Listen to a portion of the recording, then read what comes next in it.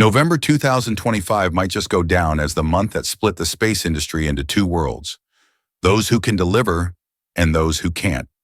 Just days ago, Blue Origin stunned everyone by sticking the landing on their New Glenn booster on just their second try.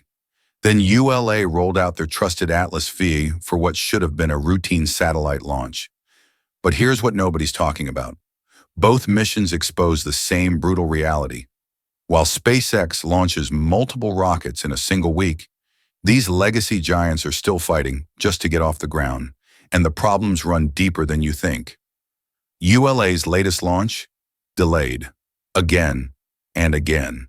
A faulty liquid oxygen valve forced them to roll the rocket back to the hangar, swap out parts, and start over. Sure, the Atlas V flew perfectly once it finally lifted off, but at what cost? Meanwhile, Blue Origin just pulled off something remarkable with New Glenn. Yet they're still years behind where SpaceX was a decade ago today. We're breaking down what really happened with both of these launches, why it matters for the future of American space access, and whether either company can survive what's coming next. Welcome back to Space Update 24H, where we cut through the hype and show you what's really happening in orbit. Let's dive right in. Let's start with what just happened at Cape Canaveral, because the Atlas V story reveals everything about where ULA stands right now. The mission was simple. Deliver a communication satellite to orbit Atlas V has done this nearly 100 times since the early 2000s. 60 meters tall, powered by the RD-180 engine, generating close to 1 million pounds of thrust. This rocket has one of the most impressive reliability records in the industry. This should have been routine. But here's what actually went down. Countdown begins. Everything looks ready. Then, hold. A liquid oxygen vent valve on the booster isn't responding. Engineers stop the clock, analyze data, try again. Same problem. ULA makes the call. Roll it back. They transport the rocket back to the building, remove the faulty valve, install a replacement, run diagnostics, and roll it back out. Days lost. Money burned. And even then, they have to stop the countdown again before finally getting clearance. When Atlas V finally launches, it performs flawlessly, mission success technically. But this is where the real story gets uncomfortable. Atlas V isn't retiring because it's unreliable. It's one of the most dependable rockets ever built. It's dying because the world changed, and it couldn't change with it. First problem, that RD-180 engine, built in Russia. After geopolitical tensions escalated, the U.S. government decided national security missions could no longer depend on foreign engines. ULA's most reliable tool became a political liability. Second problem, cost. An Atlas V launch runs $110 million to $150 million per mission. Everything is expendable. The booster, the fairings, the upper stage with its multi-million-dollar RL-10 engine. All of it crashes into the ocean after one use. Meanwhile, SpaceX launches Falcon 9 for around $60 million and reuses those boosters over a dozen times. Some Falcon 9 first stages have flown more than 15 missions. ULA is charging roughly double for similar payload capacity with zero reusability. This isn't technical failure, it's financial extinction. So ULA built Vulcan to solve both problems. American-made engines and lower costs. Brilliant plan on paper. Execution? Complete disaster. Vulcan was supposed to fly in the late 2010s. It didn't. Why? Blue Origin couldn't deliver the BE-4 engines year after year. ULA waited.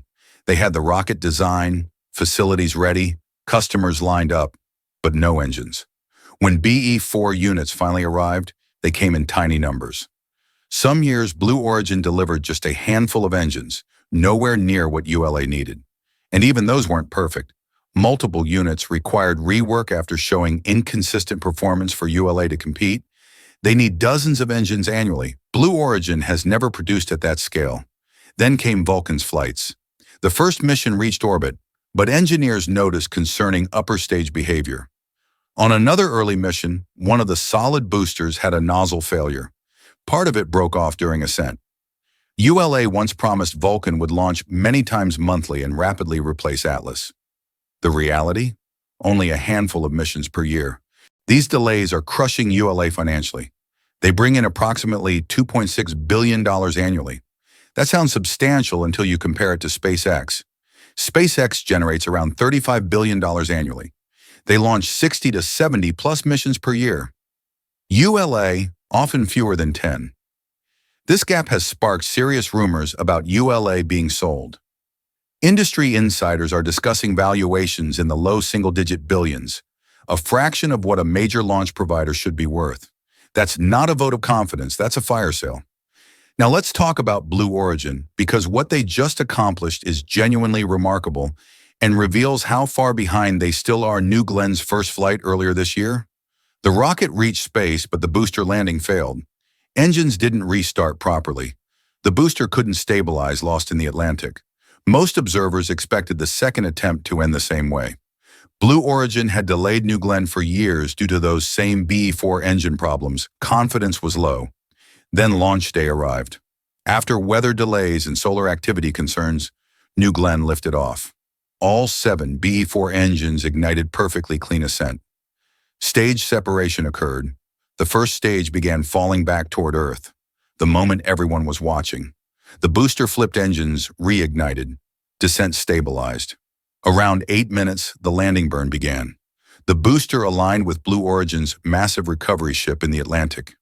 Seconds later, it touched down vertically, standing upright, intact. After years of delays and a failed first attempt, Blue Origin just landed their massive New Glenn booster on only the second try. New Glenn is impressive. 90 meters tall, 7-meter diameter, 7 BE-4 engines. It can lift nearly twice Falcon 9's payload in certain configurations, designed for full reusability from day one. But here's the context that matters. SpaceX has been landing and reusing Falcon 9 boosters since 2015, nearly a decade of operational reusability. Some boosters have flown 15 to 17 times. They've perfected rapid turnaround, launching multiple missions per week. Blue Origin just landed their second New Glenn mission. They're proving the concept SpaceX commercialized years ago. For New Glenn to become competitive, Blue Origin needs to manufacture BE-4 engines at scale, achieve rapid refurbishment, and maintain consistent flight cadence. They've never demonstrated any of these at the required rate. Falcon 9 has completed hundreds of missions, the most reliable rocket in operation. New Glenn has 2 flights. One successful landing doesn't erase years of delays or prove they can match the SpaceX's tempo. Here's what connects both stories. American spaceflight is splitting into 2 tiers.